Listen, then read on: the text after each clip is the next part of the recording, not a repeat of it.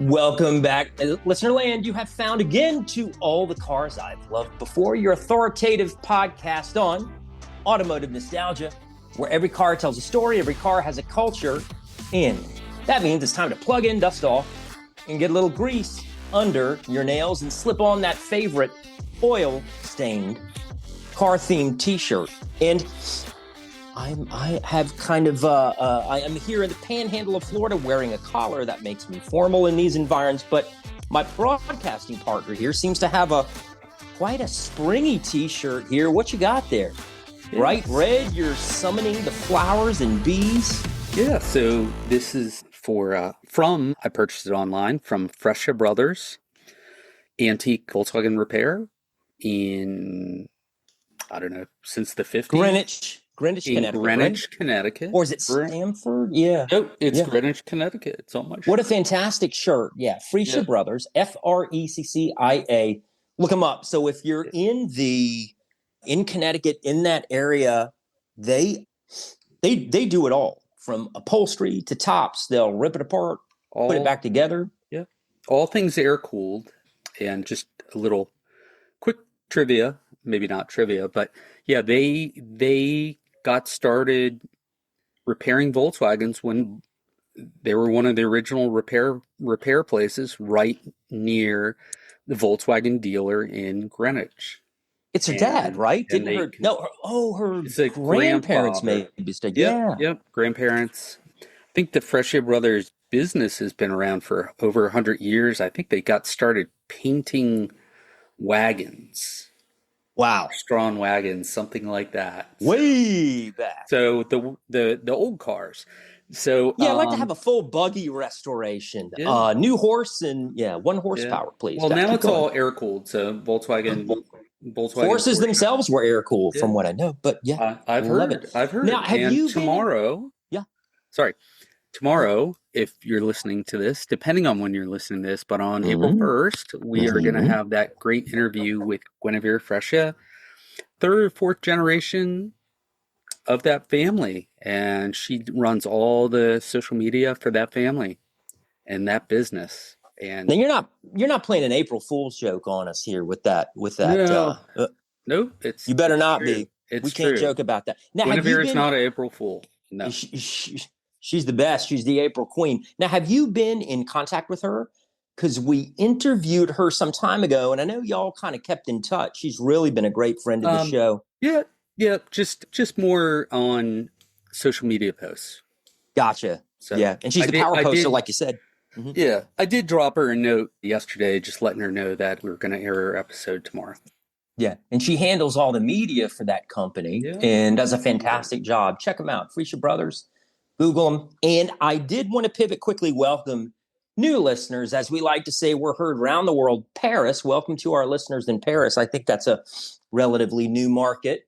Welcome to our listeners in Jakarta, British Columbia, Quebec, bienvenue, Oslo, Islamabad, and Naples. So all over the world. And as you might imagine, environs around me in Florida, near Doug in the mid-Atlantic.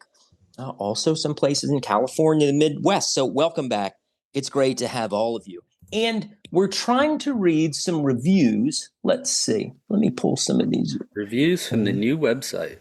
Oh, yeah. And I know you want to squeeze in some of the projects that you've been working on. You've test driven a few cars recently. But, I had a review up here that I wanted to read. Oh, George P. says, let me find it. If you go to our website, carsloved.com, carsloved.com.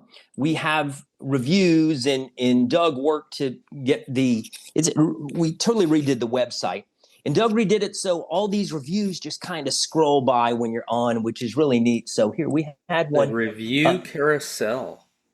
The review carousel. It's got horses and unicorns. You'll love it. From George P. says, Adam's episode was my favorite, mostly because I know him. And of course he is Adam. Joanne S. says, I checked out your site and podcast. Excellent job. My boss is forwarding your info to a well-connected man in LA who happens to love cars. Smiley emoji. We take it where we can get it. And then I see previous guests and some that I don't know leaving reviews. But I love what you've done with the website. If you haven't checked it out, welcome back. And please do to give it a look. So I want to toss it to you before we bring in today's guest. Are there any new updates on any of the social media stuff, the tech stuff you've been working on with the website, and or car projects that you've been working on? You can take them in reverse order or just pick one. So car stuff, given that now it's getting warm in Maryland. That's right. Cherry blossoms. My DeLorean has been up in New Jersey for a couple weeks. Transmission work, and the guys fixed a bunch of different things. And it's kind of funny. These guys, they're like, yeah, basically our job is to undo what previous owners have done. So they're like, why is it set like this? I'm like, so-and-so told me to do it. Why is it set like this? So-and-so, a different person told me to do it. And they're like, yeah, we're going to set all those back to factory and then you're good. So hope to get it back soon in the next couple weeks.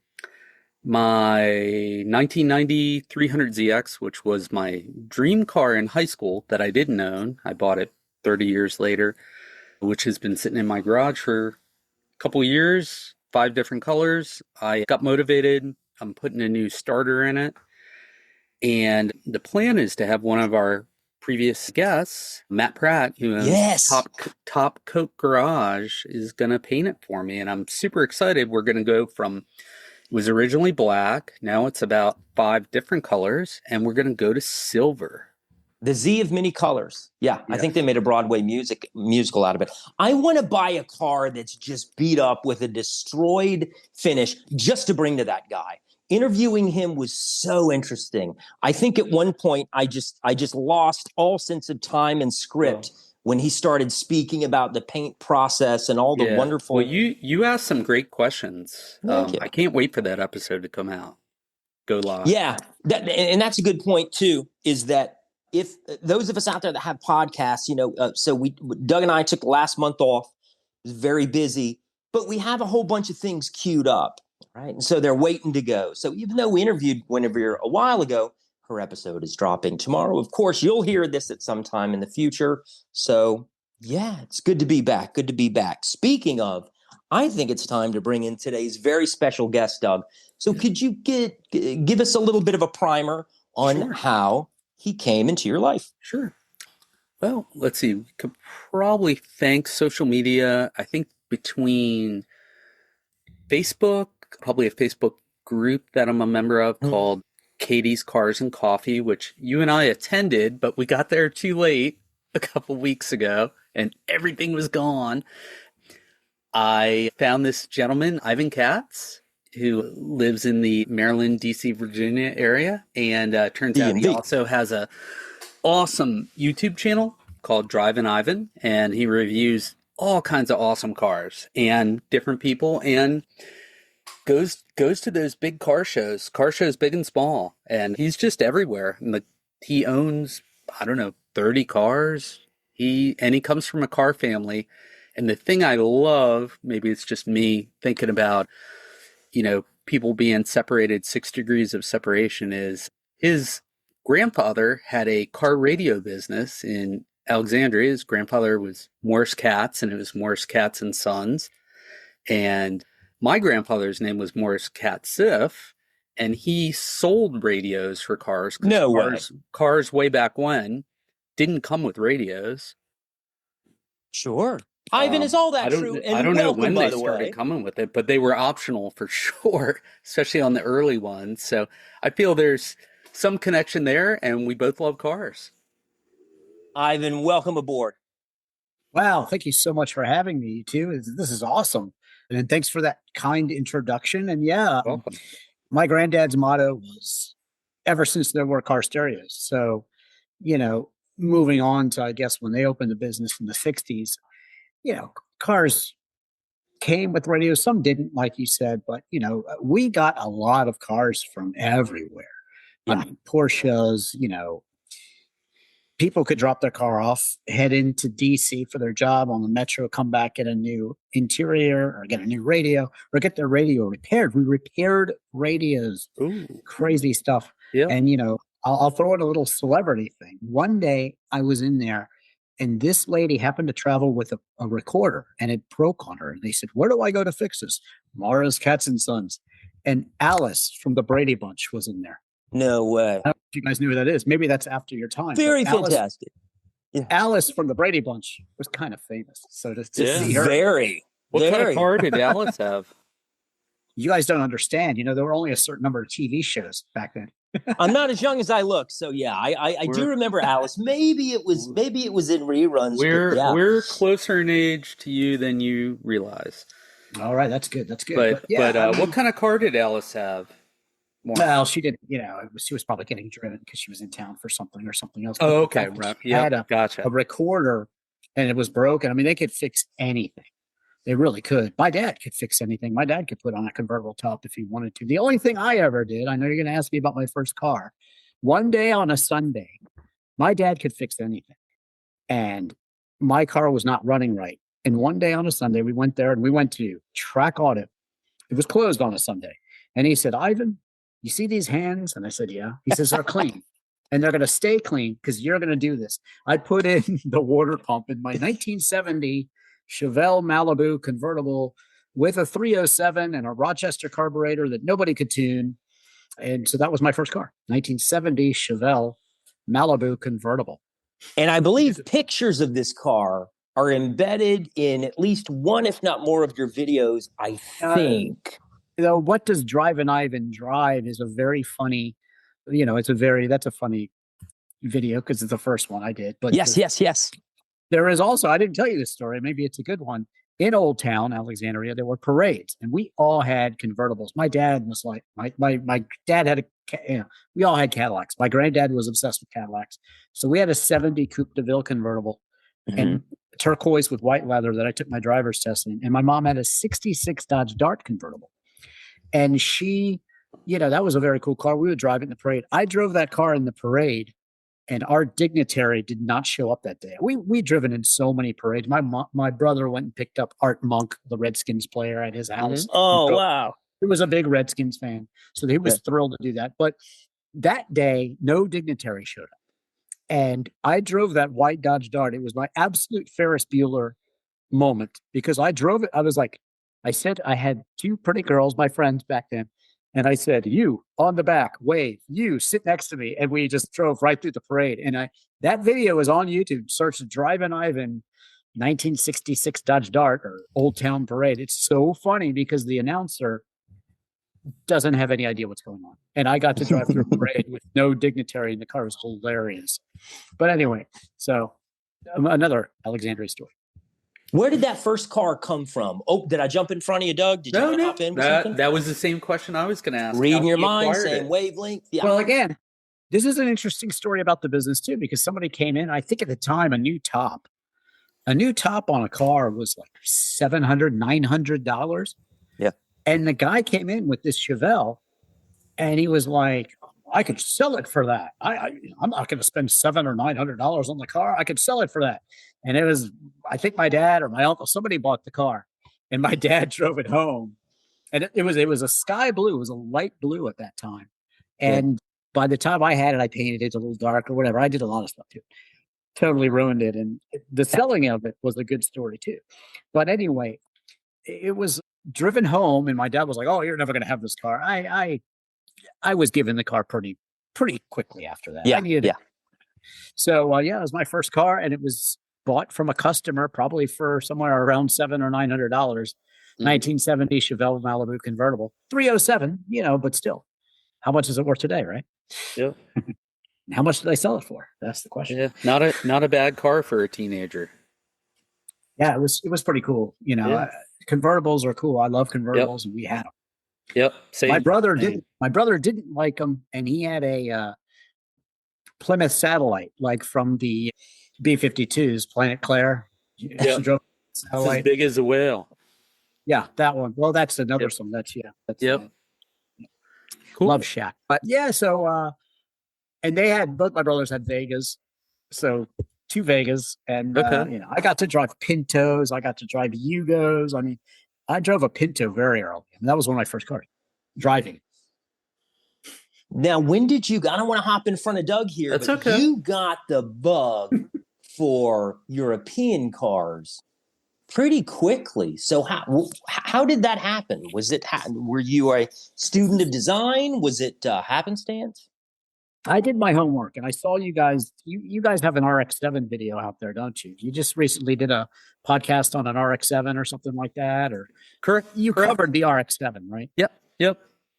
And even the Z car that you were talking about. But when I was really little, I was in the car and I was at, it's still there, the Seminary Road and 395 exit and entrance to the highway. Sure. It's a roundabout. And that is when I saw a guy in probably a 70s RX-7. It probably had just come out. And he was about to enter the southbound 395. And he was in an RX-7, 5-speed manual, obviously. He chucked it sideways and just took off. I mean, it was it wasn't even, I wouldn't even say it was a drift. He just threw it sideways and took off. It was beautiful. And I was like, the cars that my dad was driving and, the American cars we were driving were super cool. And I grew up with them.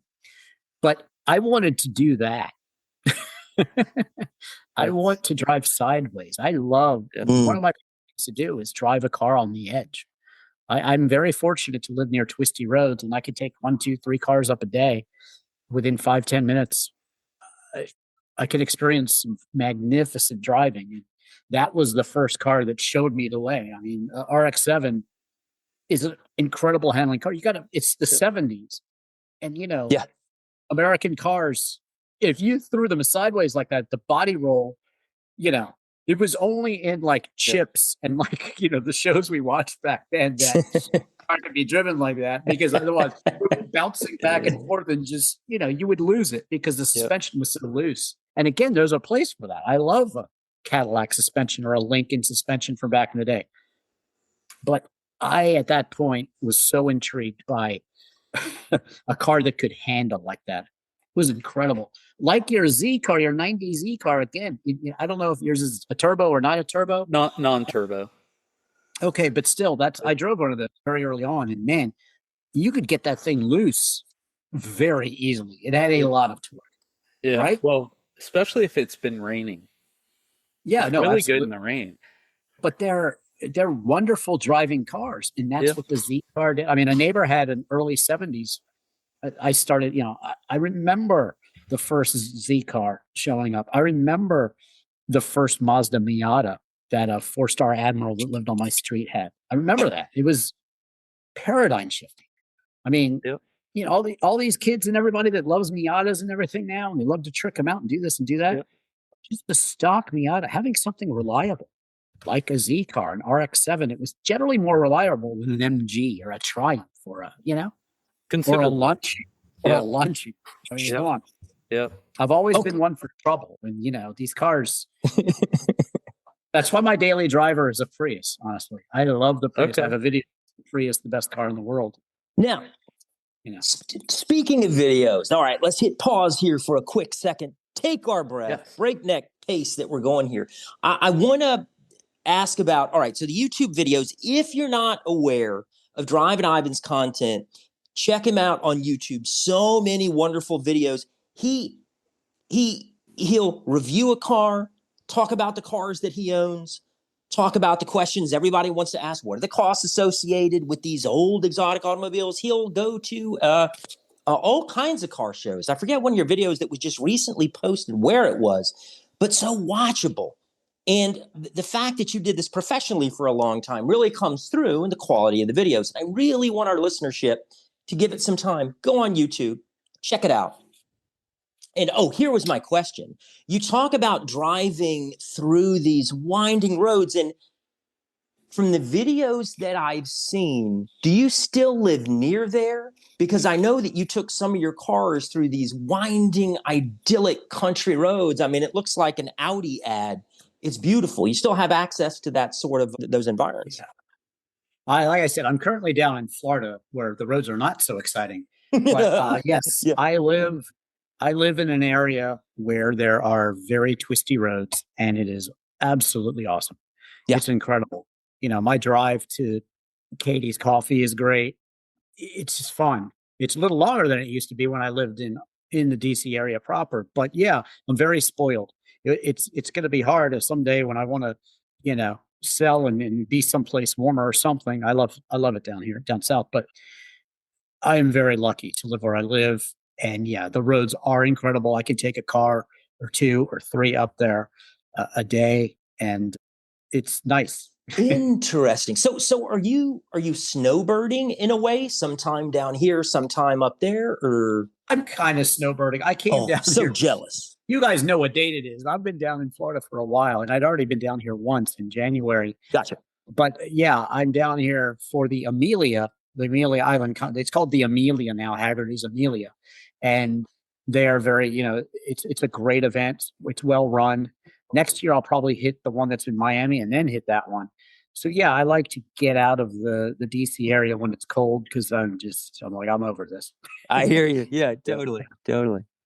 Being kind of someone who realized a long time ago that I was unemployable, that I had to work for myself. Fortunately, I have the time and the freedom to do it. I've been into Europe. I've driven the Nürburgring. I drove all over Ireland. I've driven all over England. I bought 3 cars back in the summer of 23 from Europe, and I just bought 2 more cars back from England, really, in the summer of 24. So I like driving a car that nobody else drives. Yeah, you get road less traveled, all the looks, for sure. The thumbs up. I'm with you. Thumbs up? I said you get all the looks, the thumbs up, I picked up my Fiat Barchetta from the port, and I literally within like 2 minutes, someone was like, what is that? What is that? Yeah. No one knows. And it has like the European, the Fiat emblem, but it's not really, it just says Fiat in America. So the people didn't know what it was, a Fiat Barchetta. And actually, I don't want to advertise, but I've got to sell some of these cars, and I do have a Fiat Barchetta for sale. So I literally bought that car. Right now? It's for sale right now? I wanted that car for the hardtop that I could put on my car. I have a blue Fiat Barchetta. You can see it. And if you see the silver one in my videos, the silver Fiat Barchetta with the red leather, that's for sale. And so is my Ginetta G26 and maybe my Alpina B7 BMW. Well, where can we find out about these automobiles for sale? We just got to ask you, or is it on YouTube, or do you have a sales video where you do a walk around, or? Sometimes they'll be on the internet. Gotcha. And yeah, I'll usually put a video up, and you could contact me on my Instagram or something like that. Drivin. It's the same as my YouTube, Drivin Ivan, and leave off the G, Drivin Ivan Katz, IvanKatz, and drive in without a G, and Drivin Ivan Katz on Instagram, whatever. So the real Drivin Ivan on TikTok. So. Love it. Yeah, we'll get all this in the show notes here. And I know Doug wants to kind of proceed with the cavalcade, the parade of your first cars. So let's talk about selling the first car to get into the Lancia. Yeah. Lancia. I didn't sell the first car to get into the Lancia. I just I bought the Lancia. It's funny, I think I could barely afford this car. I think I paid $875 or $900 for my first Zagato, and it was red. And then I spent the money at a establishment in that DC area that I won't mention, because I spent a good amount of money, a lot more than I had spent for the car, and fixed everything. And then I was driving it. My college girlfriend at the time, I ran into the house. I was like, my car's on fire. And she comes out with a thimble of water to put it out. And the flames were shooting up like 20 feet. The fire department said it was the worst car fire they ever put out. It burned. There was a Volkswagen Jetta in front of me. It burned that a little bit too. Oh no. The catalytic converter seized in that first Lancia, and it was just blown away. So I got the insurance, and then there was a friend of mine who was a dentist. Her dad was a dentist in town. And I said, if you ever want to sell this car, it was white. And I really hadn't seen a white. Mine was red. Most of them were red and black. There were some that were white. Some were blue. Some were black. There was a special edition of black. But this one was white. And I just think sports cars look good in white. Ferraris look good in white. Anyway, so white Lancia Zagato. And one day he just called me and said, if you want it, it's yours.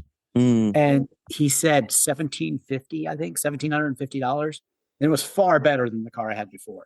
Yeah. Because he bought it at American Service Center in Arlington, Virginia, which is also a Mercedes dealership. Yep.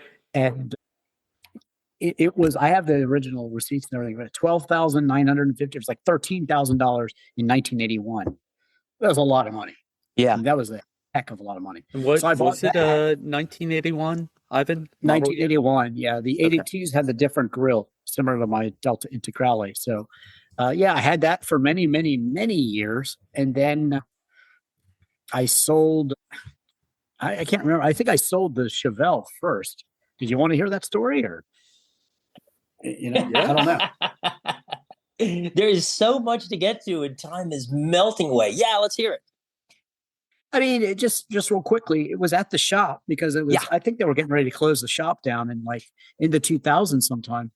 And it was horrible by that point. Nobody could ever tune it. It needed everything. It was terrible. Yeah. But Chevelles were coming up in value.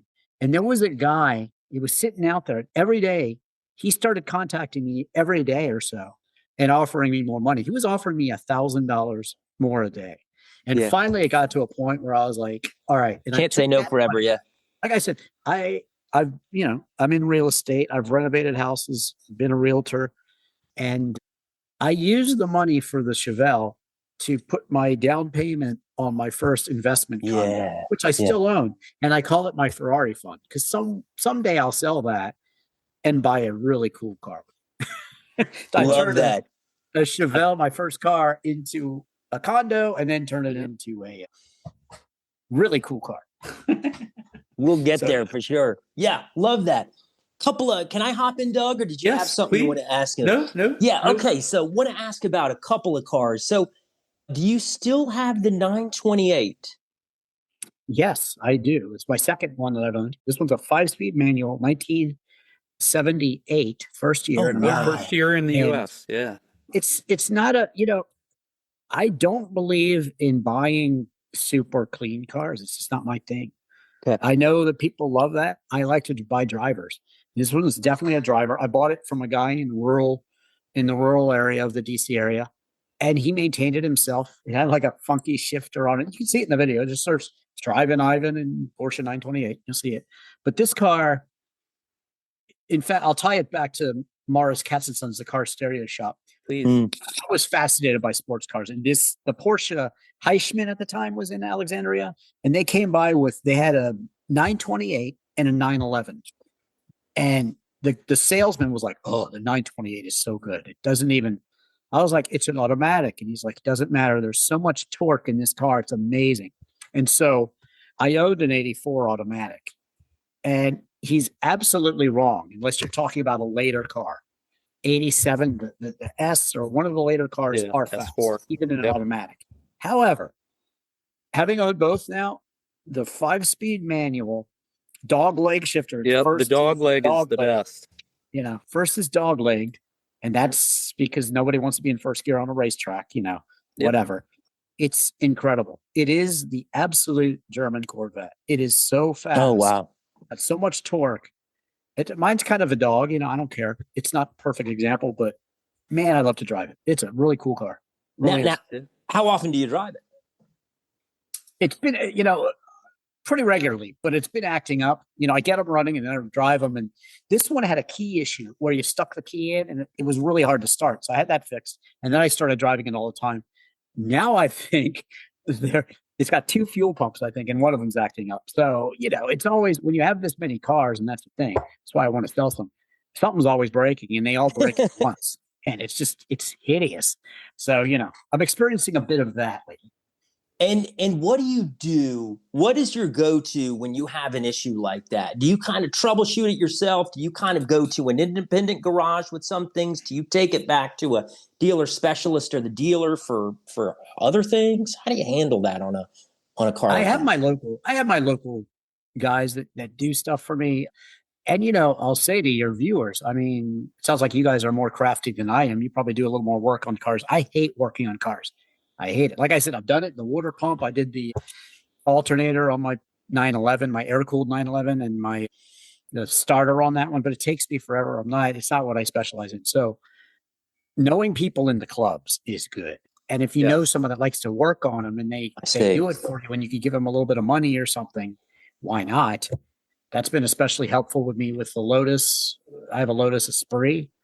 And Oh, wow. I have a friend that has a Lotus Esprit and a Europa, like I do. I have an Esprit and a Europa, and he's an incredible mechanic. In fact, my Opel Ascona is at his house. I have a 1972 Opel Ascona, and that's for sale too. That's got a Manta front end, and that's for sale. Somebody buy that for me. It's ready to go. It's, Opel he's been making it Ascona. reliable. Been working on it in his spare time. So, Ascona. Where do you find these? You mentioned that you find them abroad and have them sent over. Is that what happens to most of them, or just through these car clubs, you're always buying and selling? I've just started doing that. I mean, that's the thing. This is like real estate. It's like real estate. When do you make money? You make money on the buy. When you buy something, you make the money. If you don't buy it right, I've gotten so lucky. The Lotus Esprit, I had a friend call me out of nowhere. The 1988 Lotus Esprit, the second. Is that for sale? Is that for sale? I'll buy it from you. I mean, it might be, but it could be. We'll talk after the show. We're going to talk after the show. I'll be quiet. It's not one of the first ones I want to sell. How about the 928, Christian? That's what sorry. Yep. Yeah, but do you want more on that? Because the Esprit was a cool story. But anyway, it was friends even telling me about cars back then. When I was in my buy stage, I'm not really buying anything. I got to sell stuff. I got too many cars. It's ridiculous. I finally sold I bought the cheapest supercharged Jag. That's one of my most popular videos. I think it's got 250,000 hits or so. And I just sold that car because some guy, it doesn't really run right. And I just sold it for next to nothing because it went to a good owner, and he's going to enjoy it. I'll probably flip it, but I don't care. So there comes a time, How many cars do you own? I know I said 30, but I'm guessing. I think it dropped to 29 when I sold that Jag, actually. Okay. Wow. It's a problem. Don't have this many cars. Kids, don't have this many cars. I would like to get it down to a very manageable 10. Do not try this at home. Yeah. Okay. Yeah, they sometimes eventually things own you. Well, that's what I was thinking when you said that you did, it wasn't your favorite thing to work on cars. The first thing that popped into my mind was you have such a fleet that if you did that, you would never have time to travel or visit or do all the other hobbies that you have. Also, again, and this is a thing of, I try to buy cars that are in decent shape. And even though I don't care how they look, I care how they run. I care about alignment and things like that. But the thing is when you have that many cars, even if I drive it a lot, if I drive it up and down the mountain, and that's how I get my kicks, that's fun for me. So, it's literally like I'm putting like 6 miles on the car, I put 6 miles on it at a time. And if I drive it to a car show, what am I putting, I put a lot of miles on my cars. I'm not wearing through brakes. I'm not wearing through tires. The problem is the time, the tires will dry rot by the time I wear them out, Yep. Yeah. So what would be, you've owned a lot of, I guess, dream cars, and the ball's probably always moving the target. What would be your dream car now? It's funny because lately, there are a lot of cars. I mean, you were talking about the JDM cars. They're so fun. Yeah. To me, lately, it's almost like the one I just bought, I mean, I'll always, there is nothing like an air-cooled Porsche 911. They're valuable for a reason. They are incredible. Yep. An early RX-7, they're really cool. The Lancia Delta Integrale, the Citroen is so weird. There are special cars to drive, and they bring something that is special. The 928 is a special car to drive. It's the German Corvette. It's front-engined, rear-wheel drive, engineered, way over-engineered. And the reason I sold my C3 Corvette, I had a 77 Corvette, my first favorite car because of the shape. And I bought one, my blue one. You can see it. It's a popular video. But I paid all the money to have it, the alignment done, the steering done, the brakes done. And if you compare that 77 Corvette to that 78 Porsche 928, the Corvette, you should be ashamed. You go to your room. It's beautiful. I appreciate the car. It's beautiful. They drive very different. Is it a dog? The C3 Corvette was a dog. I mean, in terms of handling. Unless like it's one of those, IROC ones or, one of those were really cool. But you know what I'm saying? Yep. It had to have race suspension on it to handle correctly, and they didn't. Yep. Well, that's Porsche over engineering, right? Yeah. And that's the thing. Everybody always asks me, what's the best car? And I toured the Porsche museum. I show you, just like you said, my videos where I show everything. Gotta watch that Porsche video. The Porsche museum, the Mercedes museum, especially Auto World in Brussels, Belgium. I show you every car. The vault, the Peterson vault, because, they're just Porsches. We go back to the Porsche museum. They engineer them to drive to the track, drive on the track, and drive them home.